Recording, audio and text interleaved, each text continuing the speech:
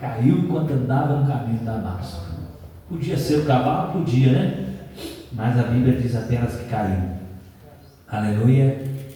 Atos dos Apóstolos, capítulo 9, é a mensagem desta noite para a primeira volta da campanha sobre o apóstolo Paulo. Glória a Jesus. Quem achou, diga amém. Glória a Deus. O título da campanha é da perseguição ao propósito, e a primeira volta é alcançado pela graça. A graça que o alcançou, né? Paulo foi em busca dos crentes, mas Jesus foi em busca dele, né? O Jesus dos crentes.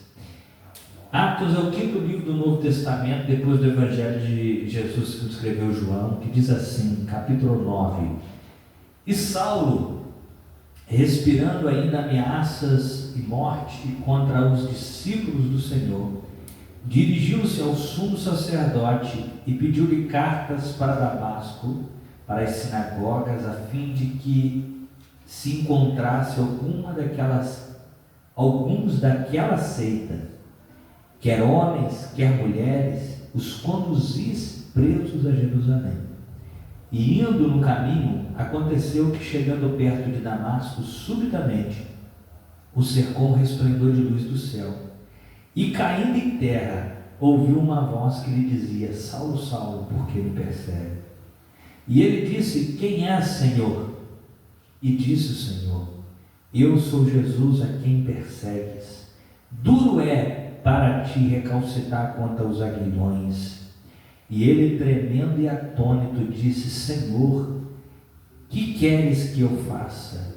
E disse-lhes o Senhor: Levanta-te e entra na cidade, e lá será dito o que te convém fazer. E os varões que iam com ele pararam espantados, ouvindo a voz, mas não vendo ninguém. E Saulo levantou-se da terra e, abrindo os olhos, não via ninguém, e guiando-o pela mão, o conduziram a Damasco. E esteve 3 dias sem ver, e não comeu e nem bebeu. E havia em Damasco certo discípulo chamado Ananias, e disse-lhe o Senhor em visão: Ananias. E ele respondeu: Eis-me aqui, Senhor. E disse-lhe o Senhor: Levanta-te e vai à rua chamada direita, e pergunta em casa de Judas por um homem de Tarso chamado Saulo, pois eis que ele está orando.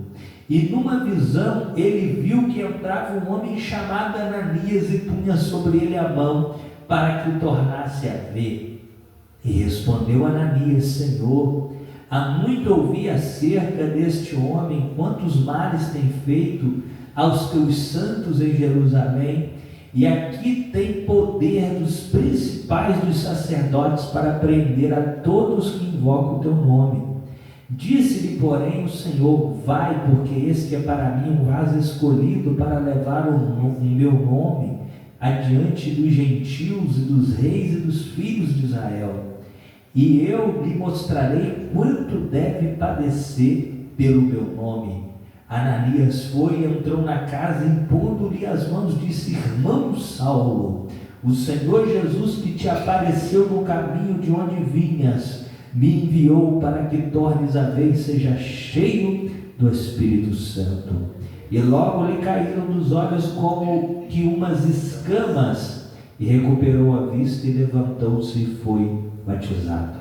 Levante a tua Bíblia, as tuas mãos, só um segundo, um instante de oração. Senhor meu Deus, eis aqui a sua palavra, que é viva, fiel e verdadeira.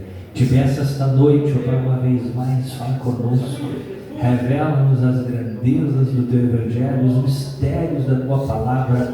Se conosco, ó Pai, em nome de Jesus. Amém? Pode se assentar, assim que eu puder, glorifique Jesus.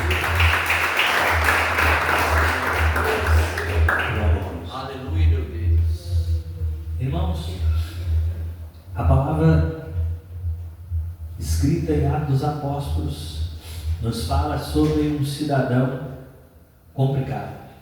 sobre uma pessoa que devia ser odiada pelo povo que mais ama.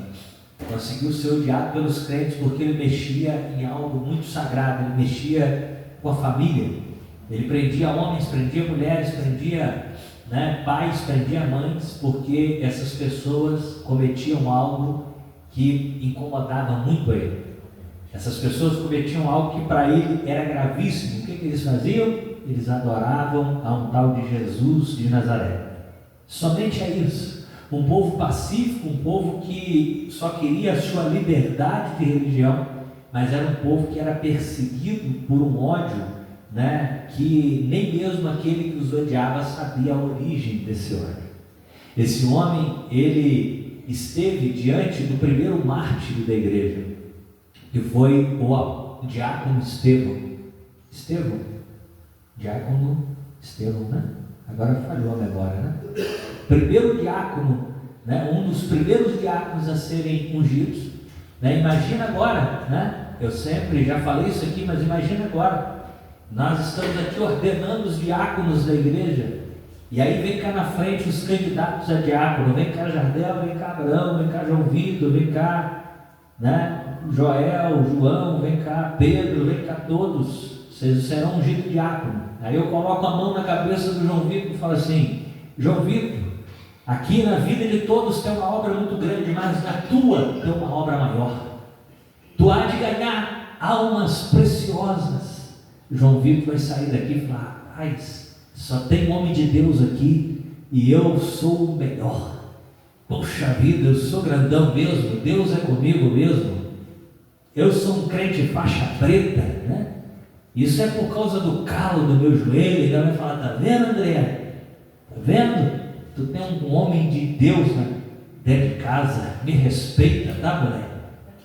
Aí, no outro dia, vai João Vitor pregar, e aí começam a falar assim: de quem que é esse Jesus que tu está falando?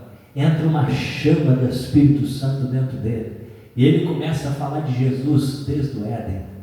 Fala assim: o verbo que se fez carne estava lá no Éden, quando Jesus falou: façamos nós o homem. O verbo que se fez carne estava no Éden, quando Jesus falou: haja luz. O verbo que se fez carne lutou com Jacó no val de Jaboque, e lhe deslocou a juntura da coxa. O verbo que se fez carne esteve com Daniel na cova dos leões, foi o santo anjo que fechou a boca dos leões. E este homem foi aquele mesmo que vocês crucificaram. Assim Estevão pregava com uma ousadia tão grande, que aqueles homens não conseguiam contrariá-lo. Então, em vez de entrar um temor, um aquebrantamento, imagina, agora entrou uma ira, e eles pegaram e arrastaram Estevão com violência para fora, e falaram assim: vamos matá-lo. Imagina se acontecesse isso, João Vitor ia pensar: me matar nada.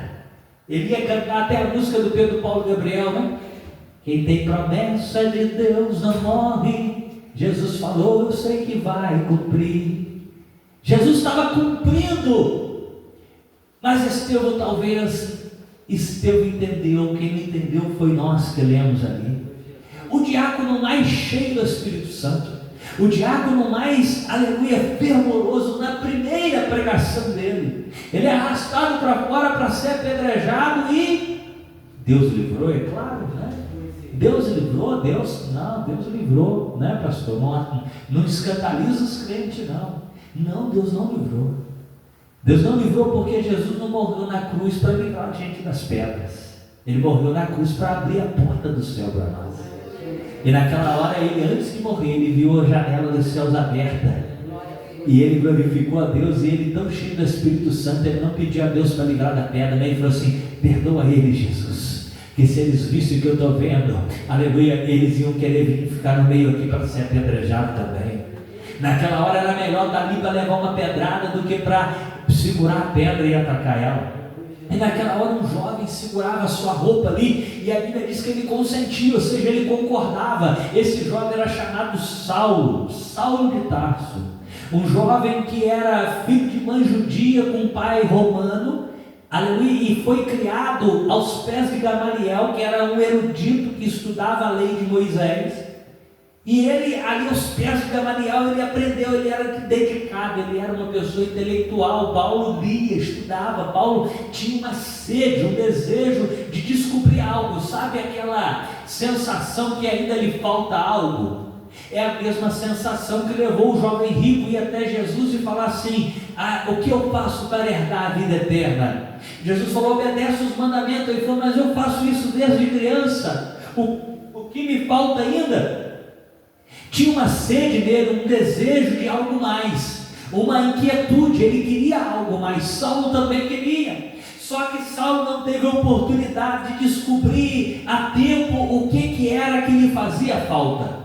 E ele buscou nos estudos de Gamaliel, na Bíblia que havia até ali. Só que até mesmo a Bíblia, quando é lida sem a unção de Deus, sem o Espírito Santo, ela não é suficiente. Até mesmo a Bíblia, ela pode lhe confundir. Aliás, o que Paulo estudou era nada mais do que a Bíblia, não a Bíblia que nós conhecemos hoje, mas os primeiros 5 livros, de Gênesis até Deuteronômio, o livro dos profetas. Ele lia Jeremias, Daniel, Isaías, ele lia, ele estudava, mas não era suficiente, porque não havia ainda a revelação do Espírito Santo para ele entender o que estava ali, a ponto de que ele era tão zeloso do que ele lia e aprendia, que quando ele vê um povo adorando agora a um Jesus que ele não atribuía a esse Jesus o que de fato ele era, Filho de Deus, ele falou: eu vou matar eles. E ele matou alguns, encerrou na prisão. De tal maneira que você vê aqui a Bíblia falando no capítulo 8, aleluia, que no capítulo 8, isso mesmo, olha, e também Saulo consentiu na morte dele, Estevão, né?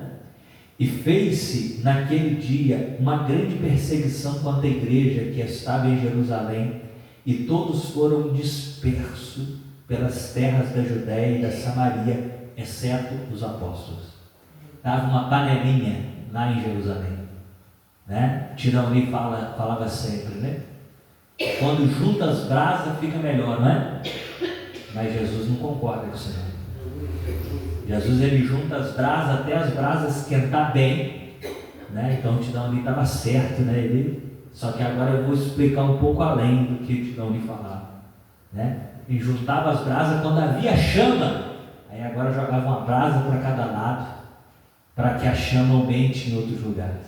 Jerusalém estava aquela igreja perfeita, sabe?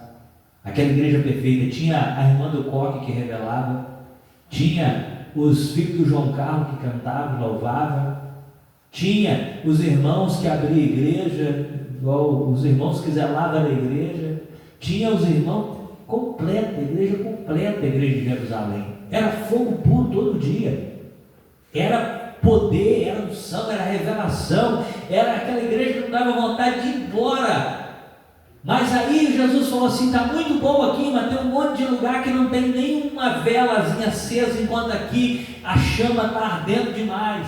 Vamos espalhar esses crentes. A perseguição veio, foi crente para tudo quanto é lado. A igreja cresceu extraordinariamente, porque aonde ia discípulo, ele ia levando a palavra, ele ia pregando Jesus, ele ia falando da salvação. E aí em Samaria houve avivamento, na região da Filístia, da Etiópia, aonde ia discípulo, né? Ia avivamento, ia unção, a ponto de que Filipe, um dos diáconos, desce para Samaria. Enquanto ele pregava, eram pessoas libertas, curadas, eram pessoas que levantavam do leito, era uma unção, um avivamento tão grande em Samaria. E aí um dia Deus vira para Filipe e fala assim: Filipe, agora sai da Samaria e vai para o deserto. Filipe era um crente tão fiel a Deus que ele nem sequer questionou, ele nem sequer falou: Jesus, mas Samaria, ó, eu não posso sair da igreja, a igreja está dando muito povo, a campanha está dando certo, se eu sair o povo não está acostumado com outro pregador. Ele nem questionou, ele foi direto para o deserto. Lá aparece um alto oficial da rainha da Etiópia, e aquele homem passa na sua carruagem, Filipe cola do lado dele, vê ele lendo o quê? O livro de Isaías, e fala: entende tu que lê? Ele falou: como entenderei se não há quem explica? E aí o que tu lês? Ele fala: eu leio aqui que ele foi enviado como ovelha muda aos seus tosqueadores, foi humilhado, caluniado, mas não ouçou a sua voz. De quem que o profeta fala? Dele mesmo de no outro. Filipe agora lembrou do seu amigo Estevão, e ele começou a falar aquela pregação que Estevão falou. No início criou Deus os céus e a terra, e tudo que Deus fez, ele fez porque havia com ele o verbo. Mas João, meu amigo João, falou: o verbo se fez carne e habitou no meio dos homens, mas os homens não conheceram. Mas todo aquele que o conhece tem poder de ser chamado filho de Deus. E aí ele falou: quem é esse verbo? É aquele que foi crucificado em Jerusalém. E o que eu faço para ser salvo? Crer no Senhor Jesus, será batizado. Ali tem água, o que me impede de batizar nada. Desce aí, pegou ele pelo colarinho, fundou em nome do Pai, do Filho, do Espírito Santo, tirou. Quando tirou, que ele olhou, foi abraçar Filipe. Filipe sumiu, Deus arrebatou ele, né? Tirou ele dali, levou para outro lugar. Isso era o que acontecia na igreja de Atos dos Apóstolos. Era poder, unção, milagre, extraordinário, era cotidiano. Mas um homem maligno falou: eu vou acabar com essa farra. Quer ver? Eu vou acabar com essa farra. Irmãos, eu confesso para os irmãos que eu não estou nem aí porque o diabo faz, trama, pensa, arquiteta. Eu não estou nem aí. Eu respeito quem faz campanha, quebrando as correntes da maldição. Eu respeito que cada um tem uma fé, né? Eu estou falando algo particular meu. Eu respeito quem fica preocupado com as ferramentas de Satanás que não vão prosperar contra a vida do crente. Eu respeito. Eu respeito quem tem medo de inveja, olho grande, macumba, embora eu ache sua fragilidade da fé. Mas eu respeito, tudo bem. Mas eu não estou nem aí para os planos do diabo, sabe por quê? Porque eu sei que os planos de Deus são maiores. Eu sei que Deus tem um plano determinado para a nossa vida. Quem sabe da história? Isso é uma história, uma ilustração. Se aconteceu, eu não sei. Mas é tão vívida e tão inteligente para ilustrar isso que eu vou contar. Diz a história que uma viúva muito pobrinha criava seus filhos com muita dificuldade, todo mundo ajudava. E aí um dia, né, o centro de macumba falou: vou envergonhar aquela crente lá. Dizem que ela é muito fiel, dizem que ela é de oração, e que nada, se fosse isso, estava lá, ó, bem de vida, está lá mendigando pelas ruas para criar aquela filharada. Vamos lá envergonhar ela, vamos mostrar para ela que bom é servir o diabo. Você vai servir a Deus, não presta. Aí os macumbeiros foram lá, encheu uma come com brinquedo para as crianças, com mantimento, vestido. Ele falou: para ela não desconfiar, não vamos tudo de branquinho não, vamos botar paletó, gravata, vamos enganar essa crente aí. Botaram paletó, gravata e foram. Pararam lá: ô irmã, Pai do Senhor Jesus, a irmã, Pai do Senhor Jesus. Irmã, nós viemos trazer ajuda para a irmã, não aceita, abriu a porta da casa, e uma alegria, agradecer. Meu Deus, não para de chegar coisa, e eles botando aquilo tudo lá, e brinquedo das crianças. Quando viu o menino, já estava lá no quintal andando na bicicletinha, ganhou, numa alegria danada. E os macumbeiros olhavam para o outro e ficavam rindo, falavam assim: crente nada, não tem discernimento nenhum, tá vendo? Já está até abrindo os pacotes de biscoito e comendo, né? E os macumbeiros tudo rindo. Quando acabou tudo, o chefe falou assim: minha senhora, deixa eu falar um negócio com a senhora. A senhora sabe de onde que está vindo isso tudo aí? Sei sim, meu filho. Ele se espantou. Como assim a senhora sabe? Ela falou assim: sei, hoje de manhã eu acordei, eu estava orando. Jesus falou comigo assim: minha serva, quando eu mando, até o diabo me obedece. Aleluia. Quando eu quero, eu uso até o diabo para abençoar o crente. O crente acha assim: agora acabou, minha vida já está uma lástima, estou aqui no meio dessa tempestade, aí vem uma baleia, você vê uma barbatana assim, ó, você fala assim: tá vendo? Tá vendo? A vida do crente é isso, é luta, é luta, é luta. Já estou no meio da tempestade, agora vem um raio de uma baleia, daqui a pouco a baleia abre aquele bocão e engole o crente. Aí tu fala assim: tomara que mastiga logo para acabar com a minha vida, não era te engole inteiro. Tu fala: não, nem para morrer o crente presta. Tu fica lá murmurando, até que você resolve orar, né? Quando o crente ora, algo acontece, né, irmãos? Quando o crente dobra o joelho, o diabo se amedronta, porque Deus ouve do céu. Não é a oração que tem poder, não. Poder tem quem escuta ela, irmãos. Poder tem quem ouve a nossa oração. Aí Jonas orou no profundo dos mares. O que é que Deus fez? Baleia, cospe Jonas lá na praia. Aleluia. A baleia falou: ainda bem que eu não aguento mais essa indigestão. 3 dias com aquilo remoendo. Já experimentou comer um negócio que fica agarrado no estômago, você fica rotando e lembra o que comeu, né? Você fala, meu Deus, o que me fez mal? Pimentão, nossa, no outro dia, tão bom pimentão, no outro dia você fala, comi pimentão, não como mais. A baleia estava assim, não come mais profeta. Arrotado, viu um gosto do profeta na garganta da baleia. Até que Deus falou assim, não, você não vai digerir esse profeta não. Cuspiu o profeta lá, né? Aí o Jonas sai na praia todo, né, meio que digerido, né? Imagina, estava no estômago da baleia, né? Com as roupas meio comida de ácido, né, do estômago. Aí o Jonas deve ver uma plaquinha lá na praia, assim, bem-vindo a Nínive. Aí ele fala, Deus é tremendo, né? Deus é tremendo, Deus usa, irmãos, tudo coopera para o bem daqueles que amam a Deus. É só o crente orar, é só bater o joelho no chão, é só se humilhar a Deus. Olha só, irmãos, as regrinhas, se o meu povo que se chama pelo meu nome fizer o quê? Se humilhar, ou melhor, vier para esse lugar, né, que era a igreja, né, se humilhar e orar, e se arrepender e abandonar os seus maus caminhos, eu ouvirei do céu, perdoarei o seu pecado, sararei a sua terra. Aleluia. Isso é algo muito tremendo, né?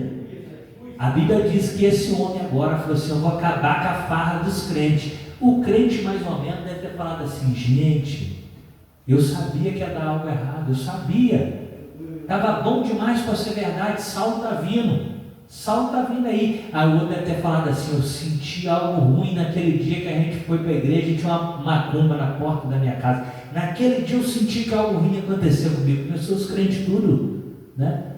Ah, menina, é mesmo, mas você viu aquele macumbeiro que olhou para nós com olhar de inveja? Só foi nós trocar o salão da igreja. Você viu o olhar de inveja que ele fez? Eu não estou nem aí para os planos do diabo, nem os adeptos dele, né? Eu não estou nem aí, porque o Senhor, irmãos, Ele é soberano sobre todas as coisas, né? Tudo coopera para o bem daqueles que amam a Deus. Um dia, uma irmã veio lá na frente e falou, pastor, ora por mim, que o médico me deu 3 meses de vida, eu estou desenganada. O pastor falou, irmã, eu vou orar, e se Deus te curar, a igreja toda vai ver a glória de Deus. E se Deus não te curar, a irmã sozinha vai ver a glória de Deus, né? Mas alguém aqui, ou você sozinho, ou todos nós veremos a glória de Deus. Porque nós não fomos criados para prosperar, nós não fomos, Jesus não morreu na cruz para te dar cura, para te dar um carro novo, para abençoar a sua vida, ainda que isso aconteça muitas das vezes, para que vejam todos que Deus tem poder sobre os céus e sobre a terra. Mas o maior benefício é a salvação da nossa alma. Então, se vem alguém contra ti, se o inimigo está se levantando, irmãos, não tema, Deus é maior do que tudo e todos para lhe dar vitória. Se Ele não te der vitória, Ele já deu também. Descansa o teu coração, descansa. Imagina Daniel jogado na cova dos leões, imaginando assim, Jesus, tentaram botar eu 30 dias sem orar, eu não fico 30 dias sem falar com o Senhor. O que eles conseguiram foi me botar mais perto do Senhor ainda, porque agora, Jesus, eu tenho certeza que daqui a poucos minutinhos eu vou estar lá na glória adorando de face a face com o Senhor. Jogaram ele na cova, aí ele ficou, é agora, aí o leão passava perto dele, é esse que vai me levar para a glória. E o leão passava, e o leão falou, você é ruim, eu ouvi falar com uma baleia, já andou ruim por causa de um profeta, eu que não caio nessa mesmo, né? E passava o outro, e Daniel falou, é agora. Não é agora, aleluia, porque Deus enviou um anjo e fez leão jejuar naquele dia, porque Deus tem uma soberania muito grande, quando a gente se entrega, independente do resultado, porque a fé é independente do resultado. Você imagina Davi, será que Davi desceu assim? Certeza que esse gigante aí já era, será que ele desceu assim?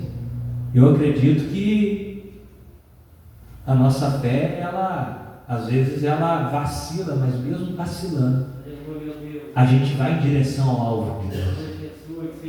Eu vou em direção ao gigante pensando assim, será que eu mato ele ou ele me mata? Não sei. Mas enquanto a minha mente vacila, minhas pernas caminham em direção de Deus também, né?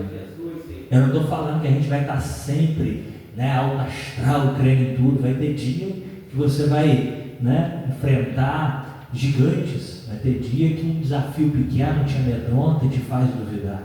Mas enquanto a tua mente e o teu coração vacila, que os teus pés caminhem em direção ao objetivo.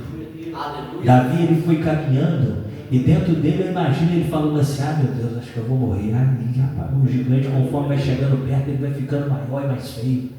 E o gigante, que cicatriz é aquela, gente? Nossa, Deus do céu, não quero nem ver. Mas chegou um momento que ele falou assim: quer saber? Ainda que ele me mate, mas eu vou lá para defender a honra desse Deus que não pode ser zombado nem escarnecido. Ainda que ele me mate, eu não vou ficar aqui me acovardar. Glória a Jesus. A nossa fé, ela deve ser independente do resultado. Aconteça o que acontecer, Deus vai ser Deus na minha vida. Imagina o que Jó falou: ainda que Deus me mate, eu ainda esperarei nele. Aleluia. Imagina uma fé tamanha em Deus como essa. A Bíblia diz que vai Saulo para lá e o povo tremendo, o povo com medo. Ah, meu Deus, Saulo está vindo, Saulo está vindo. E aí de repente acontece o que? Deus encontra Saulo no caminho e fala algo muito maravilhoso para ele. Ele cai no chão, e aí Deus fala assim, ele fala: quem é que fala comigo, Senhor? E ele fala: aqui é Jesus a quem tu persegue. Duro é para ti recalcitrar contra os meus aguilhões. Sabe o que é recalcitrar? É dar coice, né? Aguilhão, os irmãos devem saber, é aquela vara de ferroar boi, né? Imagina, você vai ferroar o boi e te dá um coice. Tu vai ferroar de novo, ele te dá outro coice, né? O que acontece com o animal que recalcita contra os aguilhões? Ele é cada vez mais ferido, né? Ele é cada vez mais judiado. E por que Jesus falou que Paulo recalcitrava contra os aguilhões? Paulo não estava atrás dos crentes, Paulo estava atrás de amenizar a tua consciência. Paulo achou que se ele acabasse com os crentes, a consciência dele pararia de culpá-lo e de condená-lo todo dia. Paulo acordava e dormia pensando: que fé é essa que faz um jovem como Estevão ser apedrejado e ainda orar por quem ele apedreja? Que fé é essa que faz alguém ir para a prisão e não negar o nome de Jesus? E aquilo ia consumindo Paulo, e Paulo sabia que tinha algo divino e revelado ali, mas ele não tinha coragem, ele não tinha condição de aceitar que aquilo era verdade, e aquilo atormentava tanto ele, que ele perseguia os crentes. Você pode ter certeza que o maior perseguidor, aquele que mais lhe afronta, aquele que mais lhe questiona, aquele que mais fala sobre a sua fé, é aquele que mais tem desejo de segui-la. Mas a sua consciência, a sua fraqueza não lhe permite vir, aí ele fica recalcitrando, ele quer ir para a igreja, mas ele fica: mas para que isso tudo, esses crentes, esse negócio de doutrina, esse negócio de orar, esse negócio de estar na igreja, isso aí isso não tem nada a ver, isso aí ele questiona e ele tenta. Na verdade ele está lutando contra a própria consciência, ele está recalcitrando contra os aguilhões de Deus. Quantas vezes nós recalcitramos contra os aguilhões de Deus? Quantas vezes nós tentamos, e o caminho, irmãos, que não é aquele caminho que Deus deseja para a nossa vida, é um caminho árduo, um caminho difícil, é um caminho, né, que consome a nossa energia, é um caminho que nos treina e a gente fica se convencendo. Tem um irmão muito querido que uma vez ele começou a falar assim comigo: eu vou fazer uma casa para minha mãe. Eu falei: vai? Amém, né? Não merece. Eu vou. Eu falei: amém, né? Eu vou sim, rapaz. Você está pensando quem? Quero ver, eu vou fazer mesmo. Eu falei: que coisa, né? Eu não estou nem aí. Faz a casa para a mãe dele, né? O que eu tenho com isso, né? Fico feliz, a mãe merece. E começou a aumentar o tom. Chegou a hora que eu falei: irmão, calma aí, né? Mas por quê? Ele não estava falando para mim, né? Ele estava falando para a esposa dele, ele estava falando para a consciência dele. Cada vez que ele falava: vou fazer uma casa para minha mãe, ele imaginava assim: a minha esposa falava assim: mas a minha mãe também precisa reformar a casa dela, porque nós não ajuda. Eu vou fazer uma casa para minha mãe. Mas quer ver? O meu irmão não vai ajudar igual eu vou ajudar. Eu vou ajudar com mais, o meu irmão, minha irmã não vai me ajudar. Eu vou fazer uma casa para minha mãe. E aí ele ficava recalcitrando contra a sua consciência. Ele ficava brigando contra a sua consciência. Isso é muito comum na nossa vida. Tem aquela história do homem que furou o pneu na beira do caminho, e ele viu uma luz lá longe, ele falou: eu vou lá que deve ter um estepe lá. E ele vai andando e pensando, chegar na casa dos outros 11 horas da noite, vai pedir um estepe, né? Mas eu estou precisando.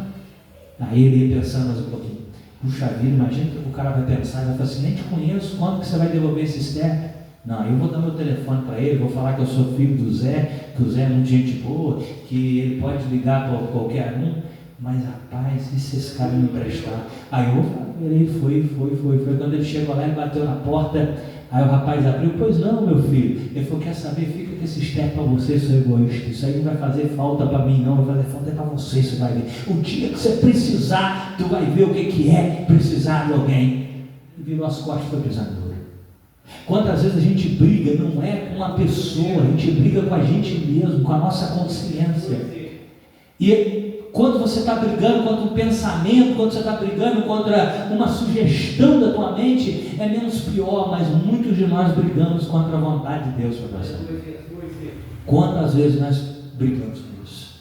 No ano de 2023, eu fui convidado para deixar de ser funcionário e virar um sócio, deixar de ser funcionário e trabalhar numa sociedade, pegar a obra junto.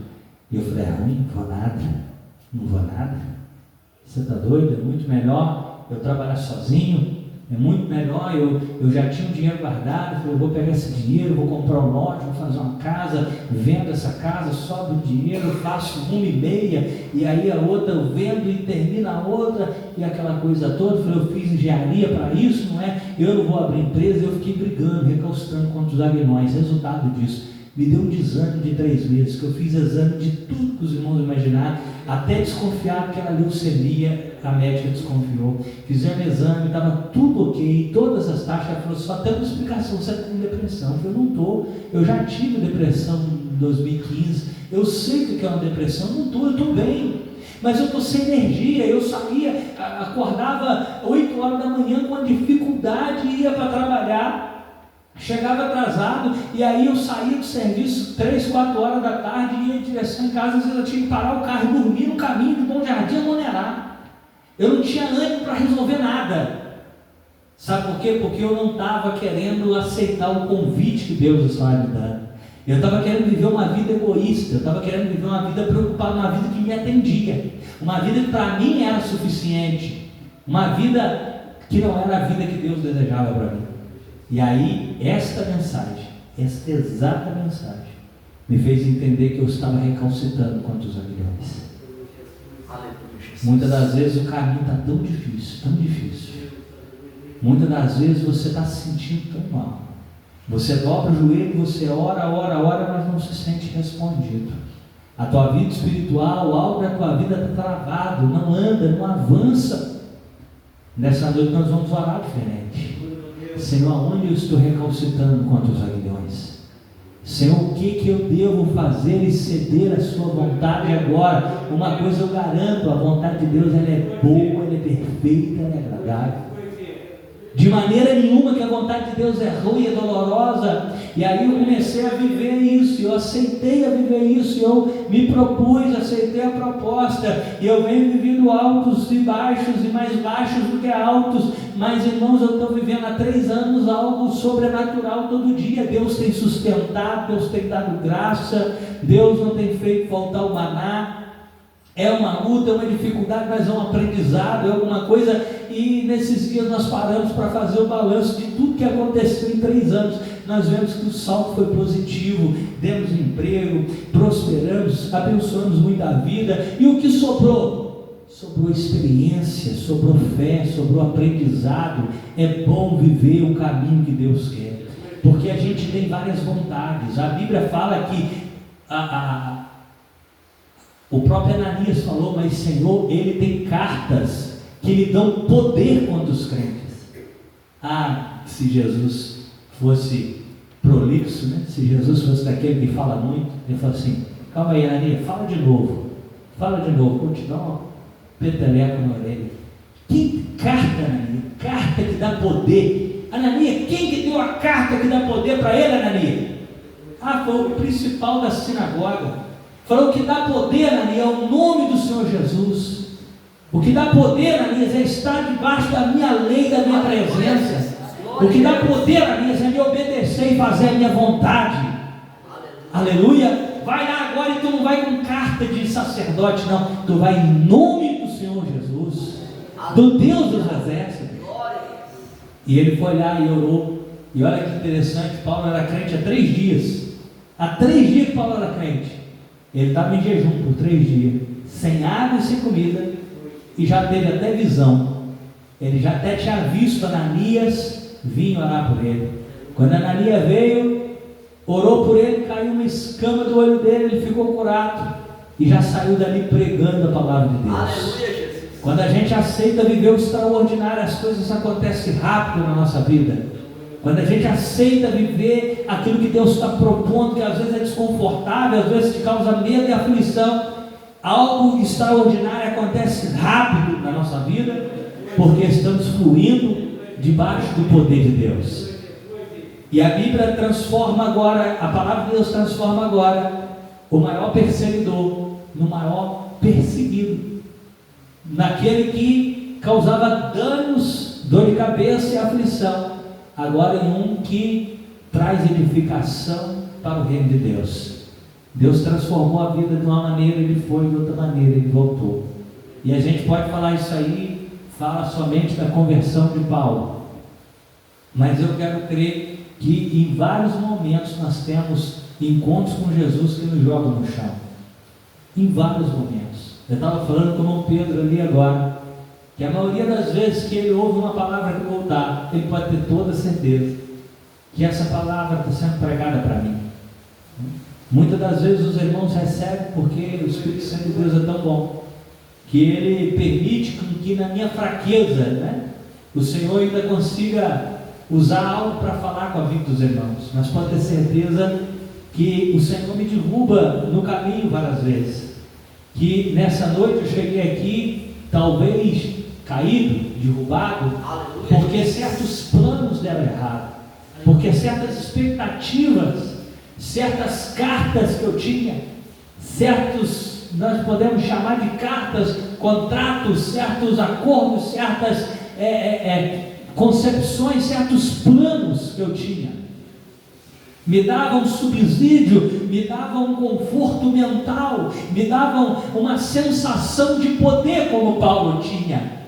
Paulo, com um raio de uma carta escrita por um homem, assinado por um homem, Paulo achava que podia matar e botar na prisão.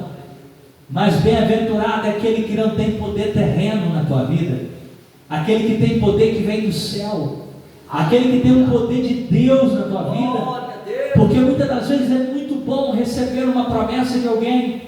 É muito bom quando alguém vira para você e fala assim: Jardel, fica tranquilo, se der ruim lá no teu emprego, eu vou te contratar. E aí dá ruim no emprego do Jardel, vai falar: Deus é maravilhoso. Vem, imagina o Jardel vindo e falando assim: olha que Deus maravilhoso, eu nem sabia que eu seria demitido, mas Deus já usou o Otoniel para falar que antes de eu for ser demitido, e eu não sei de nada não, tá vendo? De repente o Jardel fala assim: ele está sabendo. E o Jardel vai falar assim: eu nem sabia, mas Deus já usou o Daniel para falar assim: ó, se sair de lá, me procura que está tranquilo. Aí o Jardel vem louvando a Deus no carro dele, fala: Deus é tremendo, Deus é maravilhoso. Aí passa lá na Construgar, fala: Daniel, vem cá, porque eu fui demitido lá e eu vim cá ver que dia que eu começo. E Jardel, rapaz, o negócio está feio, hein? Ó, uma crise. Aí o Jardel fala: puxa vida, é Deus pegando aquela carta que daria poder, é Deus pegando aquele contrato que daria poder, aquela promessa que daria poder, e rasgando na tua cara, para falar assim: o que dá poder é estar debaixo da minha vontade. O que te dá poder é saber que eu sou bom e que eu que faço justiça na terra. Aleluia!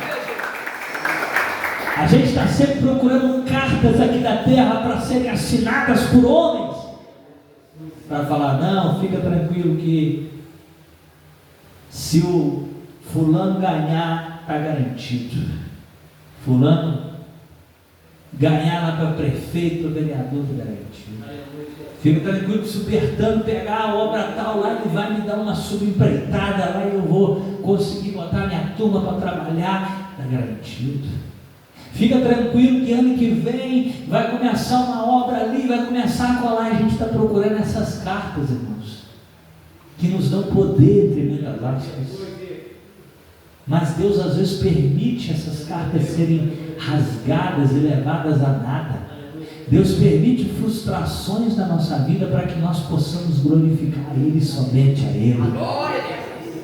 Porque se eu ajudar o João quer o quê? O João quer trocar de carro, vou lá e ajudo, faço uma ajuda. Mas Deus tinha revelado para o João num culto que Deus ia honrar ele, ia dar um carro novo para ele. Só que aí o pastor Toniel foi lá e ajudou ele. Aí agora o João vai fazer um culto de ação de graça, vai dar o irmão Toniel lá e vai falar assim: irmãos, Deus me revelou que ele me dá um carro e Deus me deu. Aí ele vai olhar para mim e falar assim: claro que o irmão Toniel me ajudou muito, né? Se não fosse ele, mas Deus que falou que ia me dar, e Deus usou ele. Vai ficar estranho, né? Calma aí. Esse culto é ação de graça para quem? Para Deus, para o pastor. Mas aí Deus vai permitir que o pastor vai lá e fala que vai dar, e na última hora o pastor fala que está apertado, e aí o João fala, sai de lá e fala: puxa vida, vendi o meu, estou a pé agora.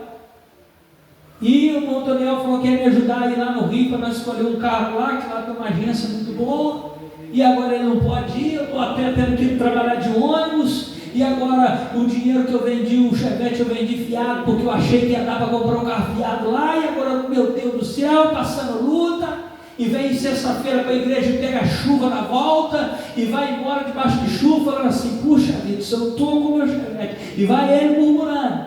Ele não vai fazer isso porque ele é crente, mas eu faria, né? Mas aí, debaixo de chuva, ele encontra um carro bonito, um Corolla top de vida, né? Parado ali, o cara: rapaz, isso só me dá problema, essa bateria arriou. Aí eu vou empurrar o carro para ele, o carro pega, ele fala: rapaz, eu se eu achasse um maluco que me desse uns R$500 por mês, eu vendia esse carro. Aí o João fala: esse é o maluco aqui, ó, né? Aí sim o João pode fazer um culto de ação de graça. Aí sim pode falar assim: Deus prometeu, Deus cumpriu. Aí sim ele pode glorificar a Deus de uma forma muito grande. Deus não quer dividir a glória dele com ninguém. Deus não quer fazer 70% e deixar o outro fazer 30%, nem 99% deixar o outro fazer 1%. Deus quer a glória dele só para ele, para você poder glorificar só a ele, para você poder testificar que só ele é Deus. Aleluia! Então se prepare, porque muitas cartas dessas vão se rasgar. Muitas pessoas aparentemente vão te decepcionar. Muitas situações que você tem por certo vão nos dar errado. Mas não é porque Deus, não é porque as pessoas são ruins. Não é porque Deus quer te deixar só. É porque Ele quer ser glorificado na tua vida. É porque Ele quer que todos saibam que só Ele é suficiente para te abençoar. E assim nós vamos ser alcançados pela graça, como Paulo foi. Porque Paulo talvez, ele, como diz o ditado, mirou no pé e acertou na cabeça, né? Paulo procurou o que viu e achou o que não viu, que foi a presença do Senhor na vida dele. Fica a igreja de pé. Vamos fazer uma oração, pedindo a Deus para que também nos derrube, aleluia, nos derrube da nossa prepotência, arrogância, primazia, nos derrube dos nossos preconceitos, né? Nos derrube dos nossos planos que não nos levam a lugar nenhum. Que Deus rasgue essas muitas cartas que nós temos, que às vezes nos dão esperanças falsas. Oh, aleluia, Jesus. Senhor meu Deus, nesta hora de Deus, que se dê a vitória, que se dê a vitória. Oh, aleluia. Em nome de Jesus, dá vitória, meu Pai, este irmão, esta irmã. Meu Pai, se for para o Senhor ser glorificado, rasgue qualquer